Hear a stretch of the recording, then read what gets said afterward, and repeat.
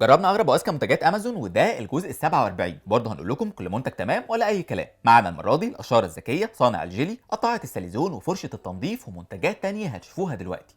بدأنا بالقشارة الذكية ودي سعرها 300 جنيه. شكلها مبهر جدا رغم ان فكرتها قديمة قوي. فكرتها ببساطة بتدخل التفاحة في الجزء ده، بعدين تلف الايد فتتقشر كلها. حطينا التفاحة، بدأنا نلف الايد، والموضوع كان سهل سريع وممتع جدا، والتفاحة اتقشرت في ثواني. بس الحلو بالنسبة لنا ان القشرة طلعت نظيفة تماما، مش مهدرة في التفاح، ودي اهم ميزة فيها. فبما انها نجحت قلنا نشوف لو جربناها مع البطاطس هتعمل ايه. ثبتنا البطاطس، مشينا على نفس الخطوات، بس للاسف ما عرفتش تتعامل معاها. هي كانت ماشيه بتقشر شويه تقف شويه، بس برضه مش مظبوطه زي ما عملت مع التفاح. مش هنلومها بصراحه، هي اصلا معموله للفاكهه، بس احنا كنا عايزين نستغلها اكتر. المنتج شكله حلو لذيذ بيعمل وظيفته بسرعه، فدخلناه قائمه تمام. دخلنا بعد كده على صانع الجيلي وده سعره 120 جنيه. عباره عن كوبايه كده بتحط فيها الجيلي وهو سايل فتجمدهولك على طول، بدل ما تقعد بقى تستناه كذا ساعه في التلاجة. الفكره باختصار ان الجزء الابيض ده بيبقى مليان ميه، فلما تسيبها في الفريزر الكوبايه هتتلج، واول ما تحط فيها الجيلي يتجمد في دقايق. في كمان معلقه دي عادي بتاكل بيها. بدانا نجرب على طول وحطيناها في الفريزر 4 ساعات. عملنا الجيلي بتاعنا على النار عادي وسبناه يبرد، واول ما الكوبايه اتجمدت من جوه حطينا الجيلي. المفروض نحركه يمين وشمال عشان يبدا يتجمد، بس بعد 3 دقايق بدانا نقلق. مفيش اي حاجه بتحصل والجيلي زي ما هو بالظبط. فقلنا نكمل، يمكن محتاج شويه وقت ولا حاجه، بس النتيجه زي ما انتم شايفين صفر كبير. الجيلي سايل وما اتجمدش ولا حتى 1%. فطبعا المنتج ما عملش اي حاجه، تعب ايدينا بس على الفاضي، فدخلناه قائمه اي كلام. جربنا بعد كده منتج عبقري بيعمل السندوتشات او الساليزونات الصغيره دي اللي بتبقى في المناسبات. سعره 125 جنيه والبلاستيك بتاعه كويس. الفكره في المنتج ده انك بترص الاكل طبقات فوق بعض وتقطع بين الفتحات، فتطلع لك سندوتشات صغيره خالص او قطع كيك صغيره تقدمها في المناسبات للضيوف. فبدانا نجرب، حطينا القطعه الاولى، بعدين نص رغيف فينو مقسوم بالطول، وبدانا بقى نرص الحشوه بتاعتنا. طبقه جبنه كريمي ونضغط، بعدين شرايح تركي، طبقه جبنه تانية نضغط برده كويس، بعدين نص الفينو التاني ونضغط ضغطه كمان عشان كل حاجه تدخل في بعضها. بعدين نبتدي نقطع بالسكينه اللي جايه معاه. وهنا قابلتنا مشكلتين. اول حاجه البتاعه دي بارده قوي مش بتقطع كويس، بس ده حله سهل، ممكن تستخدم اي سكينه عادي. تاني مشكله المنتج كان هيبقى احسن بكتير مع التوست مش الفينو. بس عموما المنتج نفسه فكرته حلوه جدا في اي مناسبه او عيد ميلاد. هتعمل سندوتشات صغيره او طبقات من الحلويات، وهيوفر عليك ساليزونات بفلوس كتير. عشان كده المنتج ده دخلناه قائمه تمام.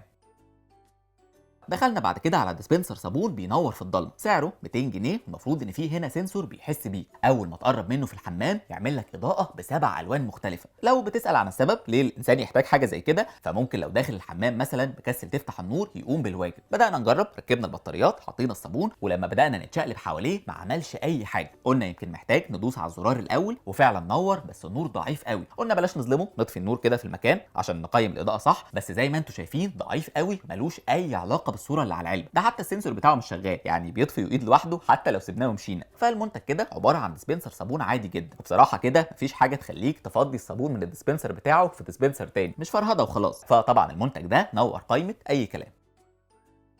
دخلنا بعد كده على قاعدة أطباق بتمتص المية وبتنشف بسرعة جدا. سعرها 235 جنيه، وبيجوا اتنين مع بعض. حجمها كبير والقاعدة مطاطية عشان تثبت على الرخام، فالمفروض انك لو حطيت عليها أطباق وكوبايات للصبح ما تتحركش من مكانها. الفكرة في المنتج ده انه معمول من طبقات كتير مضغوطة مع بعض، عشان كده لما تحط عليها أي حاجة مبلولة بتمتص المية. فهنشوف الكلام ده حقيقي ولا ايه. رصينا كوبايات ومعالق مبلولين طبعا، وفعلا اتصفوا بسرعة وما كانتش مبلولة خالص. ده غير انها ثابتة متبطنة كويس فمش بتجرح الكوبايات. اكتشاف بصراحة. المنتج حلو عملي جدا، وغير انه جودته كويسه فهو شيك قوي. ينفع ديكور، لو مثلا حطيته في الكوفي كورنر او على ترابيزه الضيوف هيبقى حلو قوي. عشان كده المنتج ده دخلناه قائمه تمام.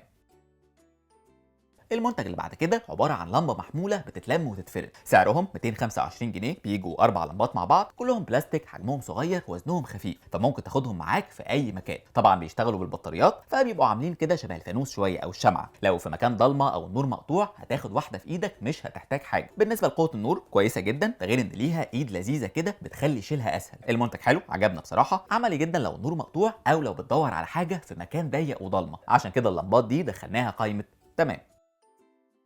المنتج اللي بعد كده هو شاحن 3 في 1. سعره 68 جنيه، والمفروض ان فيه 3 شواحن مختلفين، واحد للايفون، التاني تايب سي، والتالت مايكرو يو اس بي. السلك نفسه كويس متين وطوله زي الشواحن العاديه. فكرته عمليه بصراحه، بيوفر عليك بدل ما تشيل 3 شواحن مع بعض بيخليك جاهز للطوارئ لو انت او اي حد معاك عايزين تشحنوا جهاز. ده غير طبعا انك ممكن تشحن الثلاث اجهزه في نفس الوقت. كان فاضل حاجه واحده بس نجربها وهي سرعه الشحن، ولما جربناه لقيناه بيشحن بسرعه. بصراحه المنتج عملي جدا لو مسافر مثلا او عندك يوم طويل، سعره معقول فدخلناه قائمه تمام. دخلنا بعد كده على حامل موبايل يبان صغير بس نينجا، سعره 100 جنيه، والمختلف فيه انه عباره عن مغناطيس، حجمه صغير ما بياخدش مساحه خالص، وممكن تستخدمه في اماكن كتير، في العربيه، في المطبخ، على التسريحه، في الاوضه. فبدانا نجربه ولزقنا الجزء ده على الحامل، بعدين نلزقه على السطح اللي هنعلق عليه. اما الجزء ده فبيتلزق على كفر الموبايل مره واحده على طول. نبدا بقى نثبت الموبايل على الحامل، والمفاجاه انه طلع بيلف 360 درجه. المغناطيس بتاعه قوي جدا، اقوى بكتير من اللي تخيلناه. الموبايل كان ثابت لدرجه ان قعدنا نحركه يمين وشمال عايزين نشوف هيقع ولا ايه. ما خذلناش بصراحه. المنتج حلو، ينفع لو بتحب تتفرج على حاجه في المطبخ مثلا، وطبعا ينفع في العربيه عشان GPS. عشان كده الحامل ده دخلناه قائمه تمام. دخلنا بعد كده على فرشه تنظيف 4 في 1، سعرها 152 جنيه، وبيجي معاها 4 قطع، واحده بتمسح الاسطح، الثانيه فرشه تنظيف، الثالثه للاماكن الضيقه، والرابعه مساحه ازاز. تركيبها سهل، مفيش خطوات كتير، تختار القطعه اللي عايزها تحطها في المكان ده، واول ما تسمع صوت التكه يبقى كده ركبت. الخطوه اللي بعدها تحط الانبوبه، وبعدين تجيب ازازه صغيره ترش منها وانت بتنظف، وطبعا ممكن تتحكم في درجه وقوه الرش من الزرار ده. بدانا نجرب، ركبنا الجزء اللي عايزينه، وجبنا رف الثلاجه ورشينا الميه. الموضوع بصراحه كان لذيذ وسريع قوي. نيجي بقى للمشكله، مفيش حاجه طبعا بتسلك للاخر. الازازه كانت بتسرب اي ميه بتتحط فيها، مجرد بس متميلها كده يمين ولا شمال مش هتلاقيها. الفكره انها محتاجه ازازه بمقاس معين، وده للاسف مش موجود في كل بيت، عشان كده المنتج ده ما دخلناهوش ولا قايمه من الاثنين.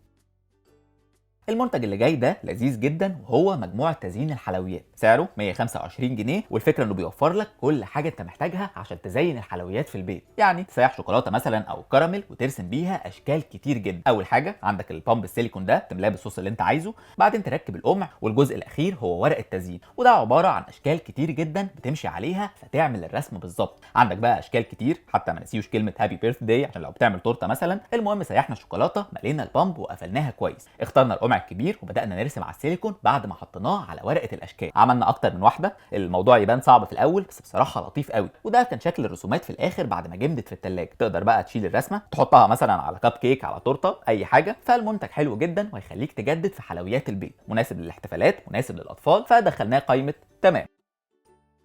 لو عجبتكم الحلقه اعملوا لها لايك وشير، وقولوا لنا في التعليقات عايزين نجرب منتجات ايه تاني الحلقات الجايه.